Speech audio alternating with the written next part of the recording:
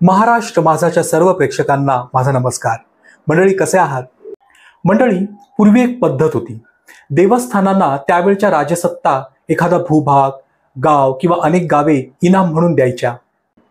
व्यक्तींनाही अशा पद्धतीने गावं, भूभाग इनाम म्हणून मिळायची. आत्ताही पोलिसांना त्यांच्या तपास कार्यात काही सहकार्य हवं असल्यास तेही इनामाची धनराशी घोषित करतात. कोणाची काही वस्तू हरवल्यास, व्यक्ती हरवल्यास तेही वर्तमानपत्रांमधून अशा पद्धतीने आवाहनं करतात आणि इनामाची धनराशी घोषित करतात.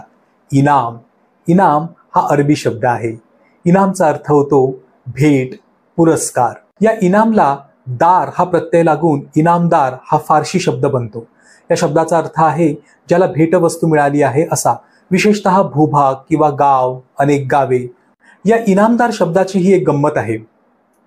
फारसी भाषा बोलणाऱ्या राज्यकर्त्यांकडून ज्या वेळेला एखाद्या व्यक्तीला एखादा भूभाग, गाव किंवा अनेक गावे भेट म्हणजे इनाम म्हणून मिळायची, त्यावेळेला त्यांना एक मानाची पदवीही मिळायची, इनामदार.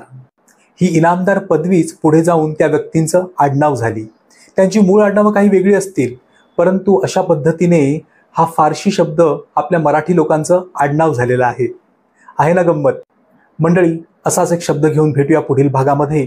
तोपर्यंत माझ्या चित्रफिती पाहत राहा, तुमची आवड नोंदवत राहा आणि ही वाहिनी अधिकाधिक लोकांपर्यंत पोचवत राहा.